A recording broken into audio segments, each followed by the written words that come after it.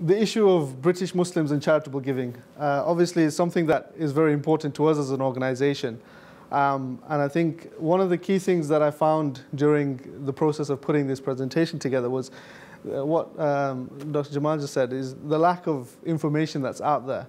And it was interesting. There is some information out there, but I think as a Muslim community and as researchers and as students, I think it's an area that is very interesting to look into, and there's a lot of scope to do a large-scale kind of work around this issue. But before we go into that, I just wanted to give an introduction to Islamic Relief, why we're here, why am I here speaking to you guys. Me personally, I'm not the most academic of people. I'm more of a practical kind of get out on the street and fundraise type kind of person. But a lot of what we do is driven by the data that we have and the research that we carry out, so that we're not, we're maximizing on the work that we're doing, and we're maximizing on the resources that we have. Islamic Relief last year celebrated its 30th year. It was established in 1984 by a group of medical doctors who actually went to Sudan to attend a medical conference with no real intentions of humanitarian work or working in the aid sector. They just saw famine and devastation and people dying, and came back to the UK and said, we need to do something about this. So on top of their daily life and on top of their work, they started to fundraise. And back in '84, the first point of fundraising was to go to the mosque and stand in front of the congregation and say, I've seen this in Sudan, and I need you guys to help me to try to assist. And over the last 30 years, very quickly, the organization has had to adapt and put systems in place and processes and different departments. And now, alhamdulillah, praise be to Allah, we are currently working in over 40 countries around the world. We have over 100 offices worldwide. And we're providing emergency relief to disasters, but we're also carrying out long-term sustainable development projects. We're providing orphan sponsorship, education projects, health projects, water systems, and things like microfinance, which is a very important Islamic project that we're carrying out. We're the only Muslim charity which is the member of the Disasters Emergency Committee at the moment. Hopefully, going forward, that will change and more Muslim charities will join, inshallah. And when you hear the name Islamic Relief, it might be easy to assume that it's a charity by Muslims, for Muslims. That isn't the case. We're bound by the Red Cross Code. We respond to disasters regardless of geographical location or ethnicity or religion. When we deliver aid, we don't ask what people's faith is or their ethnicity. We purely respond based on the needs of the people. And one verse of the Quran which has been the kind of vision of Islamic Relief and has been the driving force behind Islamic Relief was the verse where Allah says that if you save one life, it is as if you have saved the whole of humanity. And this is what inspired the founders to kind of embark upon this journey which we see culminating in Islamic Relief today. Now, moving on to the, the topic itself. As I said, there's not a huge amount of information out there on British Muslims and their charitable giving specifically. But there has been quite a lot of research done generally in the mainstream as to what trends are in terms of donors in the UK, whether they're from different religious backgrounds or whether they're just from generally the mainstream British population. So as part of this presentation, these are just some of the areas that I got some information from.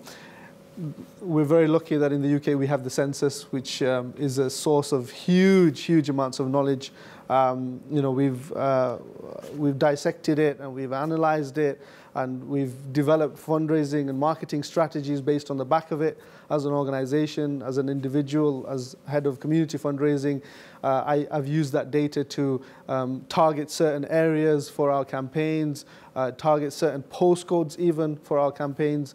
So it's a huge, a fantastic tool and resource that is available publicly to everyone in the UK, alhamdulillah. So that's something that I've drawn some data from.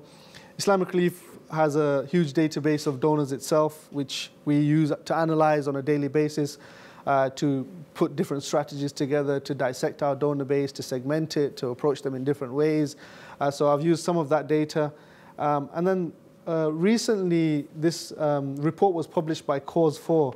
There was a guy, Ali Kimji, his name is.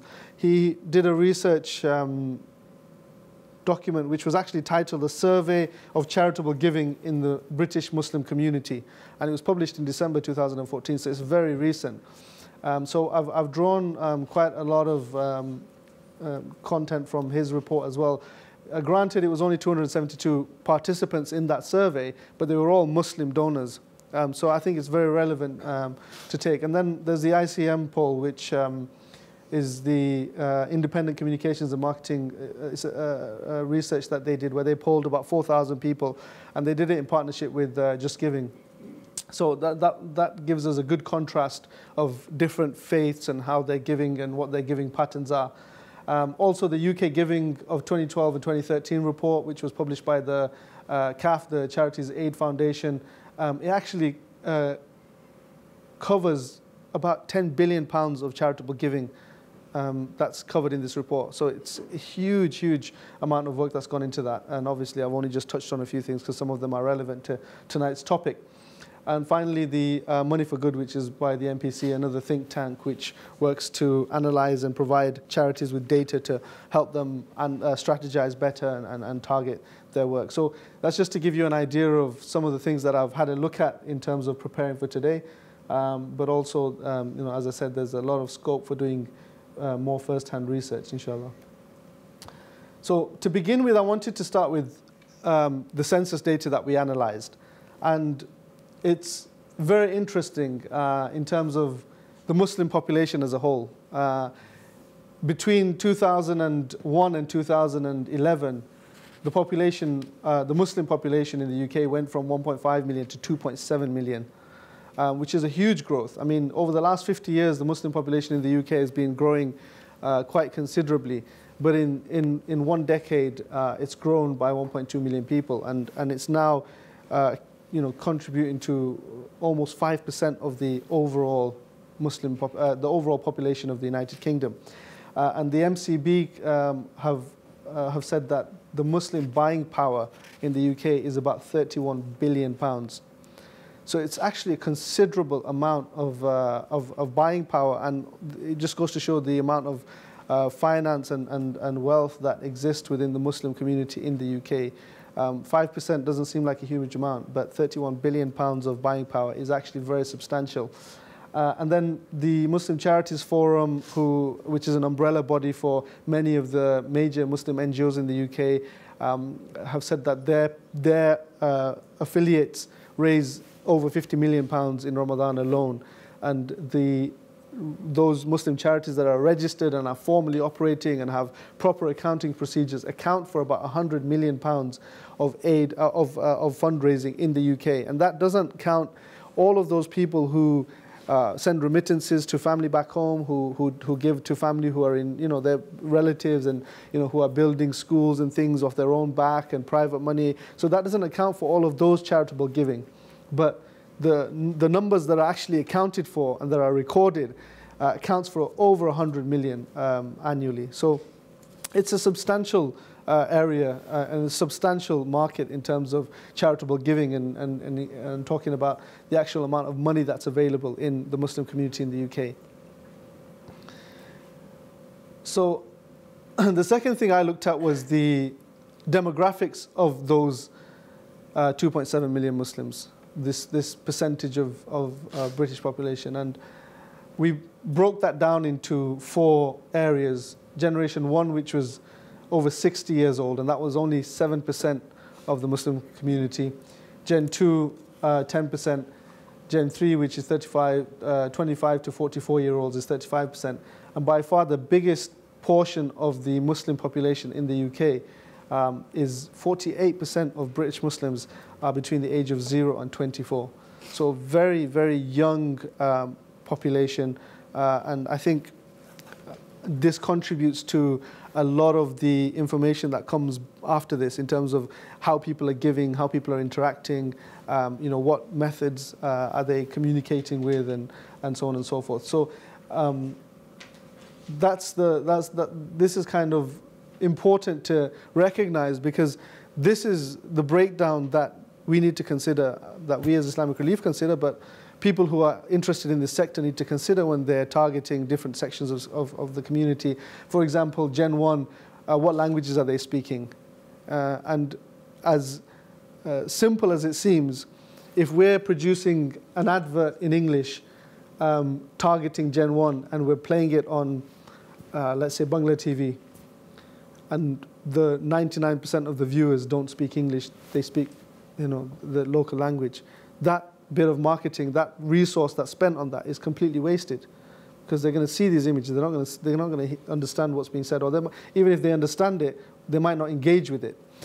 So it's about targeting the work that you're doing, the messaging, to the different specific demographics. And there's so many other things to consider. The second thing was the ethnicity. And this was, again, it was from the census, we know that 38% of the Muslim population are actually of Pakistani origin. And that makes up 1 million Muslims, 1 million British Muslims are from Pakistani origin. And that's the other surprising fact that I found, was that 53% of the Muslim population were born outside of the UK. So although it is a huge amount of, a huge increase in terms of the Muslim population, 53% of that population was born outside of the UK. And I don't mean the recent migrants to the UK, they might have been here for decades, but it's still a big proportion of the population. Now, the next topic I wanted to cover was charity in Islam itself. I mean, in terms of the census, you could sit here and talk about it all day. We found that the most used cars that the Muslim population drive are Toyotas, Vauxhalls, and Nissans, which probably doesn't surprise many. Most families have 3 or more children under the age of 15. And 52% of them are male, as opposed to 48% being female. The most densely populated Muslim area is East London, Tower Hamlets, and then outside of London, Birmingham, Manchester, and Leeds. So there's a huge amount of data that I think a lot of people overlook when they kind of put together strategies. Now, in terms of charity in Islam, I think most of us are aware that charity is a basic tenet of Islam. It's one of the 5 pillars. The zakat, or to give alms, to give charity. And when we think about, if we think of Islam as, a tent with 5 posts, and the central one holding it up is the shahada, or the declaration of faith. There's the other 4 are fasting, giving charity, going on the pilgrimage, and shahada, salah, zakat, saum, and hajj. So if one of them, if zakat, for example, as one of those pillars doesn't exist, then the whole existence of Islam in your life is kind of incomplete. So that's why it's so important, and it's reiterated time and time and time again in the Quran, in the Hadith. The Prophet ﷺ gave examples of how he was charitable, and we know that in the month of Ramadan is when most Muslim charities raise huge millions, tens of millions of pounds, based on the example of the Prophet when he was most generous in the month of Ramadan. You've got a few verses from the Quran where Allah commands you to perform the prayers and give charity, where the Prophet ﷺ said that charity is prescribed on every Muslim every day that the sun rises. The Prophet ﷺ told the companions that a Muslim has to give charity for every joint in his body every single day. And when people said, look, how can we give charity when we don't have so much? He gave examples of smiling at your brother is a charity, removing something from the street is charity, and so on and so forth. So charity in itself is a huge, huge, huge factor in Islam. And again, the reason why it's important to bear this in mind is because this actually sets the tone as to the trends of giving in Muslim communities compared to the mainstream communities. So on the back of that, when we did our focus groups, and we kind of targeted communities up and down the UK, and we held discussions with them, and we kind of asked them what was the motivating factor in giving. What was the reason that they gave? And the first bit you see, which says 31% said that you feel compassion for those who are less fortunate than yourself. This is the findings of the Cause 4 report, which was published in December. And the second highest was you feel a religious duty to help others. And the third was that you want to make a difference to the lives of other people. And these are Muslim donors who are not Islamic Relief donors, they're just randomly selected Muslim donors. And these were their top priorities. In terms of the focus groups that we held, again, not all of them were Islamic Relief donors, some of them were just Muslims who give to charity.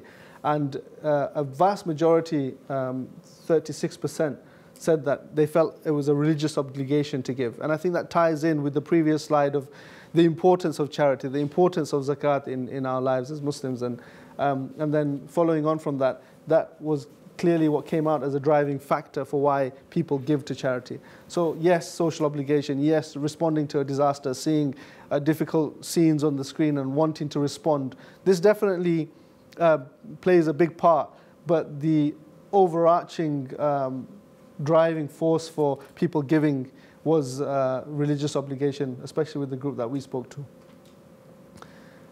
So now moving on to the comparisons. There's a few different bits of work that have been done on this, and the ICM poll is really interesting because it actually surveyed over 4,000 people of different religious sections and also people of no faith as well. So what came across from that was that Muslims were the biggest average donors by far. It was a headline in the Times, Muslims are Britain's top charity givers, and that was based on the back of this research by the ICM poll. And the second closest in terms of the amount that they give on average was the Jewish community, who gave £270 on average per year, and compared to British atheists who gave around £106 a year on average. So it was quite interesting to see, and that correlated quite nicely with our data from last year, which works out that Islamic Relief donors gave on average £376 a year. So last year, I mean, this is just for Islamic Relief UK, not the global family, and you know, we raised around 33 million pounds from about 85,000 donors. So it was actually slightly above even the average that came across from the ICM poll, but it's still higher than the poll that was done by CAF for the UK Giving Report, which was 340, and that's kind of the mainstream, Muslims, non-Muslims, everybody alike. But the Muslim donor, in terms of the specific research that's been done, shows that the Muslim donor actually gives slightly more on average. And the other thing interesting to bear in mind is that when we asked them how they'd like to give, one-off or regular, 41% preferred to give by direct debit. So when somebody believes in a cause and somebody believes in a charity, that they actually want to support it on a regular basis. I think 60% said that they would be happy to give about £20 a month, and about 40% were happy to give about £50 a month, which is a huge amount of money. It's like £600 a year.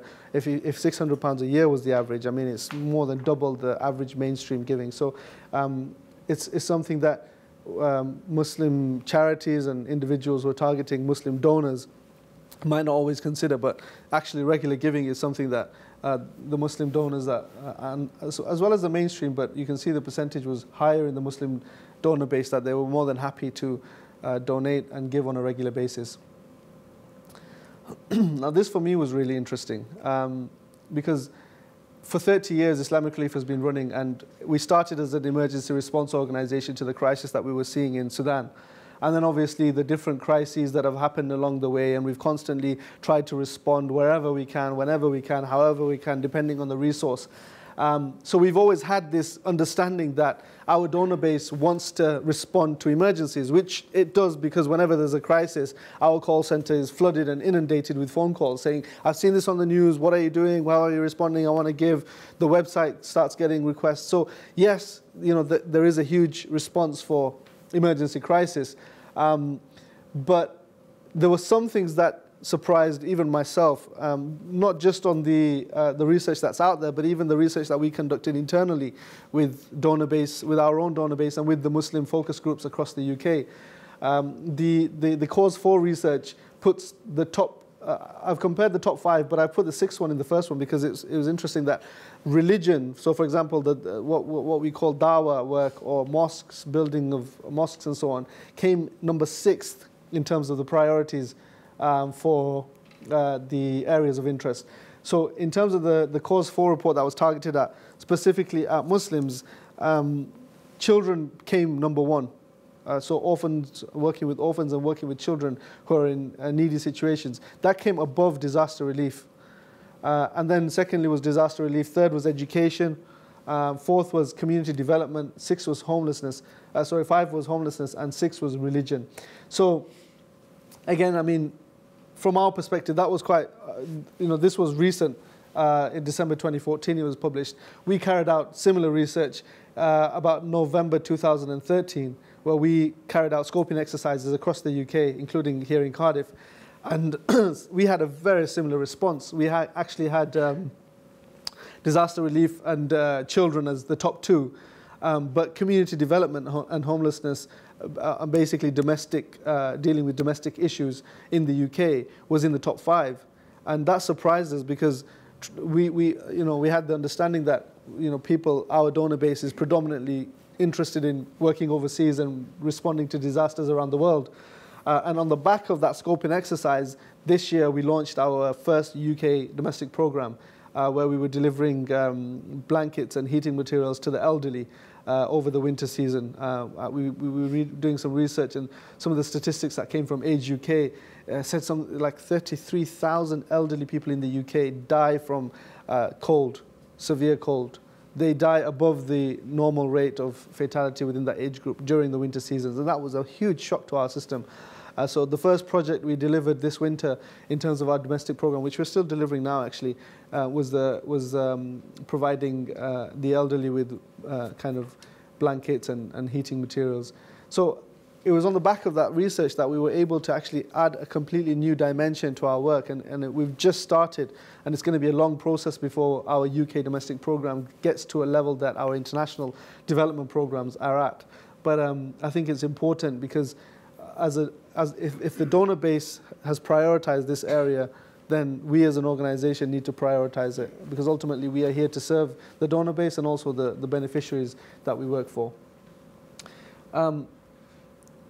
In comparison, the two reports that I was comparing, the CAF report and the NPC report, surprisingly are almost identical, the findings. In terms of the mainstream donor base, number 1 was medical contributions towards medical projects in both cases, and in the Money for Good report, medical research was number 1. Secondly was hospitals, which was the same in the second report. Third was children, which again was the same. It was 4 and 5 that were the same but in different orders. So overseas was 4th in the CAF report and 5th in the Money for Good report, whereas animal welfare was 5th in one and 4th in the other. So broadly, the top 5 were the same priorities for the mainstream. But in the Muslim community, both in the Cause 4 report and from our own research, local community development was actually in the top 5. And that was, it was a really important bit of finding for us, because it changed and shaped some of the work that we're doing and some of the resource that we're investing in the UK. The other thing which was interesting was we have this issue of admin cost in the Muslim charity sector, which is kind of something that we deal with on a daily basis. There's an idea that some charities portray that charitable giving can be done without an administration cost, where they say 100% of the donation will go to those in need. We are one of a few charities, Muslim charities, that clearly state we have a cost. We have 100 offices, we have thousands of staff, we're delivering aid on a daily basis. It's not ad hoc, it's not as and when we have money, it's continuous. And this comes at a cost. And we've constantly battled with this idea of, how can we deliver aid without actually incurring a cost? Simple things like the logistical cost of taking, lorries into a war zone. That costs people to distribute this. It costs, so everything has a cost. And, because of the feedback we would get from individuals, we'd be under this impression that people don't want to cover this cost of admin. They say, I'm giving you £100, I want £100 to go to that child who's in need. I want £100 to go to that family that's suffering. But the research in the Cause 4 report and also our own focus group discussions came across that most people were fine with covering your admin cost. Obviously, in the Cause 4, only 40%, were happy for actually, they were happy to actually just pay specifically to cover administrative costs. And 57% were happy to fund research projects, which was, again, interesting because the perception within some communities is that Muslims generally don't want to cover admin costs of operating in different parts of the world. So, admin cost is an issue, but it's not as big an issue as we originally thought.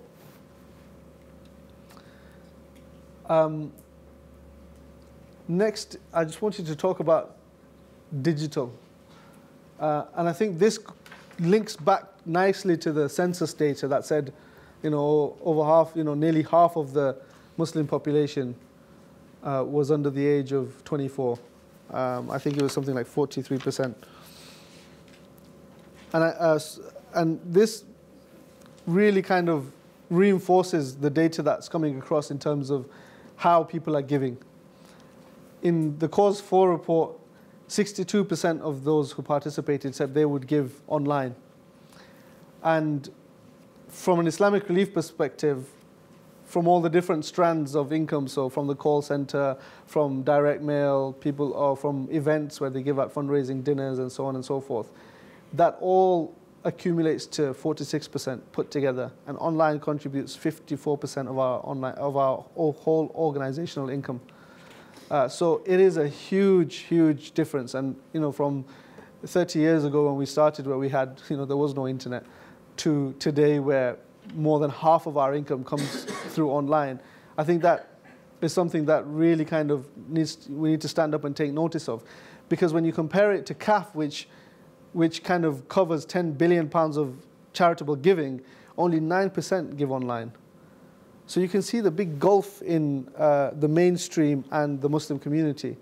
And again, how the picture starts to get painted when you look at the demographics, the age groups, and then how they're giving. It kind of explains itself. So 54% of the donors at Islamic Relief give online, and as opposed to 9% of the mainstream that came across in this report. The other thing that came across was their actual social media interaction and engagement.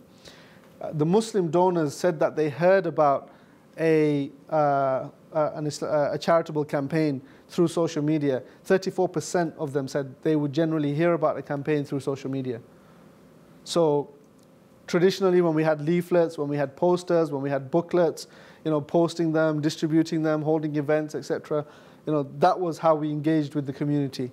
But now, 34% of the donor base are saying we're engaging through social media. We are finding out about events through social media. We're finding out about fundraising campaigns through social media.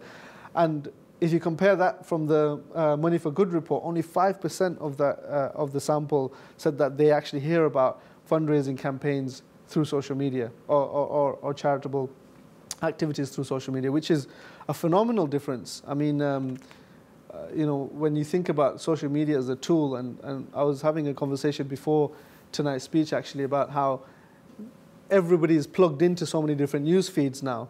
Your traditional news at 10 or 6 o'clock news or whatever, which was your kind of source of information of current affairs or what's going on around the world, has shifted quite dramatically, because now you wake up, what's the first thing you do?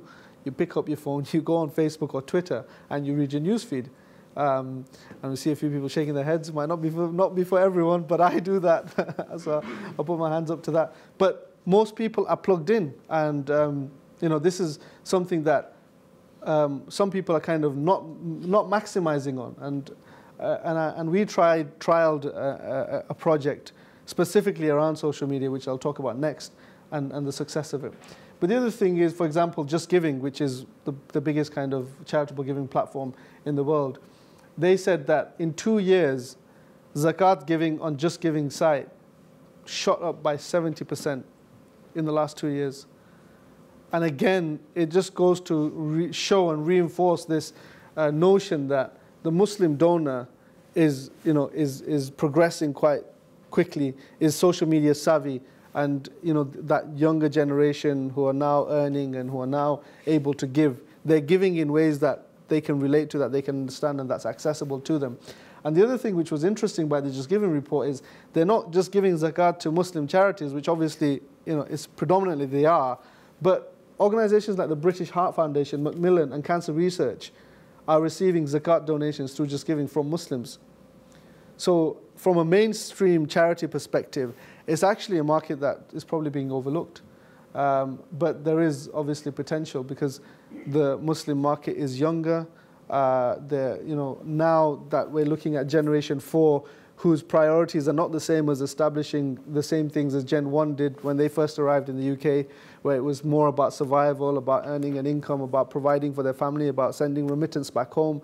By Gen 4, you're talking about developing the community here in the UK, dealing with social issues here in the UK, putting money towards projects that they believe in, having more ownership of projects, so they actually understand what these projects are, they actually get feedback on what these projects are, and then actually picking and choosing projects that they really believe in, where traditionally fundraising was you go to the mosque, you see a bucket, you put your change in, or in the early days, even with Islamic Relief, that's how we started.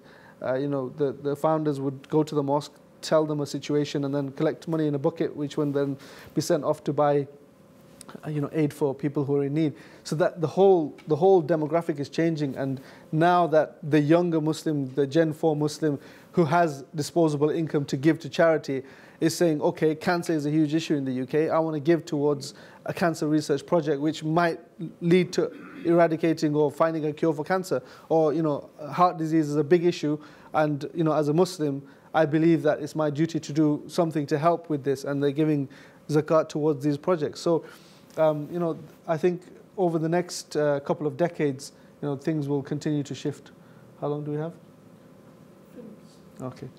So I just wanted to talk about this social media experiment, which started a couple of years ago.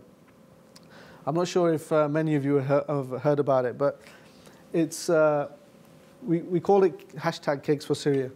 And the idea was we would have some cakes that a wholesaler would give us, and then people would order this cake, they would ring a number, and a volunteer would deliver this cake.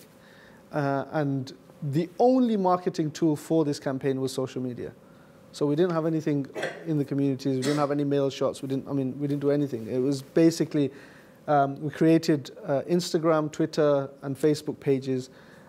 We took all the handles for Cakes for Syria on all 3 platforms, and we started to promote this hashtag Cakes for Syria. And the idea was from a group of volunteers in Bradford, and the plan was to deliver these cakes in Bradford. Now, one of the volunteers who was leading put his hand up and said, okay, I'll take the calls. So we put his number on the small image we created for online, and then we put it out there. And again, the organization didn't promote this. It was volunteers who promoted this, and they posted it on their Facebook, on their Instagram, etc., etc. Suddenly the guy's phone starts ringing, and we'd spoken to the supplier, said, look, we need 500 cakes. It's for the whole month of Ramadan, and hopefully we'll sell 500 cakes. If not, we'll do stalls and things and blah, blah. He had 600 orders in one day, and his phone would not stop ringing. And he had 432 text messages ordering cakes. He had calls from all over the UK. He had calls from all over the world. He had calls from Canada. He had calls from Azerbaijan, from India. We want a cake. And we were just like, what's just happened? So very quickly, the 500 cakes that we were planning to deliver turned into 7,000 cakes by the end of Ramadan. And this was 2 years ago. Suddenly we realized, okay, this is not feasible with the current setup.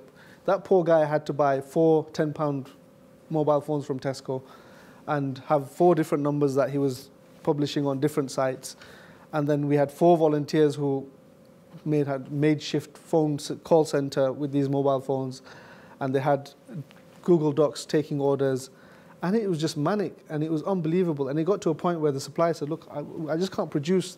He goes, I sell 200 cakes a month of that type, of that cake, that specific cake. I sell 200 a month, and you've sold 600 in a week.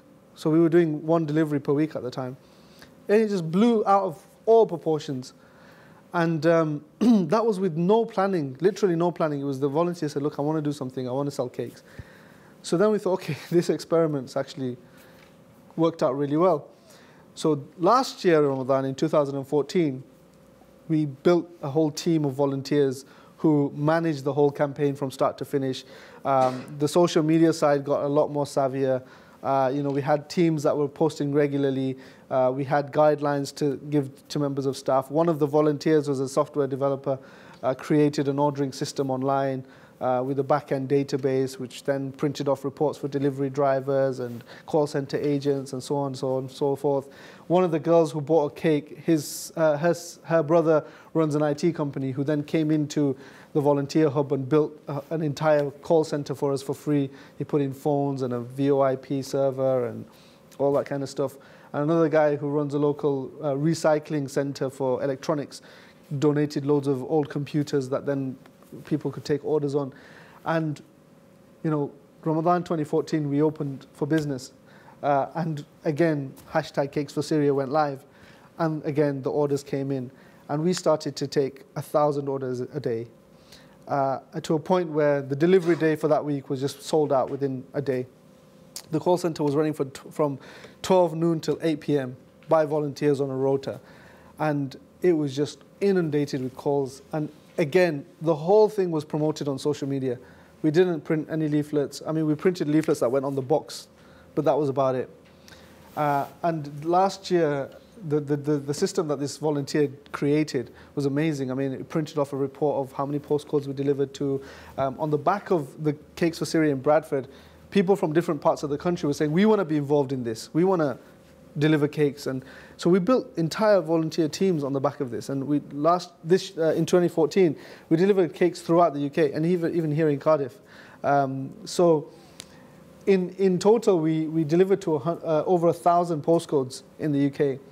And when we worked out, it was 14 slices per cake. So we actually, just under 300,000 slices of cake were consumed in Ramadan. And sure. And it was featured in all different local and national and regional media. More importantly, we raised just under £300,000 from this campaign, completely volunteer-led, with minimal resource put in. The biggest costs are marketing and printing and so on. We completely wiped all of that out. We had people receiving a cake take a picture with a volunteer, which was then sent to the hub, which was then put on the different social media platforms, like these two kids here. And we had people like Jon Snow take a picture with the box, and he kind of did a piece saying, buy a cake for Syria. We had Mehdi Hassan and the likes all promoting it. And all we did was stuck it on Twitter, hashtag Cakes for Syria, and just let it go out and just see what the outcome of it was. And Islamic Relief, we have I can't remember the exact name, something to do with social media analysis. And they said that the Cakes for Syria hashtag had over 1 million interactions in Ramadan, and by far was the most interacted hashtag amongst UK charities in the mainstream, not the Muslim charities, but in the mainstream. So we were ahead of Oxfam, Save the Children and the likes during the month of Ramadan on the back of this cake campaign. So, we sold, I think, 23,000 cakes last Ramadan, raised £300,000. There's a fast food joint who saw what was happening and said, if you put hashtag my company, I'll match your donations for 1 day's order, which accumulated to £30,000. So we promoted that heavily among the volunteer teams. They went crazy on social media saying hashtag so-and-so's supporting hashtag Cakes for Syria, and however many cakes you buy, they're going to match it. So in a space of 24 hours, we'd raised £30,000 in cake sales, which then he matched. So that added another 30,000 to the appeal. But again, it was just an example of an experiment we did of social media interaction and marketing, and just to see if the data we've got about the demographics and the age of Muslim donors in the UK and how that's going to impact in our interaction with them, and if it actually pays off. And for Cakes for Syria, it paid off massively. So finally, in conclusion then, the demographics, majority of British Muslims are in the 0 to 24 year category. Muslim donors are amongst the highest giving in terms of the average compared to the mainstream. Religious obligation is a major factor for Muslims giving to charity. The priorities for Muslims include UK domestic programs and homelessness, as well as disaster response and children. Donors like to give by direct debit and support continuously, and the Muslim donor is online and social media savvy. They want to give online. For example, our Qurbani project, which is the distribution of meat on Eid Day around the world, it's gone from 100% being offline to about 90% being online now. Nobody wants to give you cash and checks, or it's just completely shifted in that direction, either online or via phone.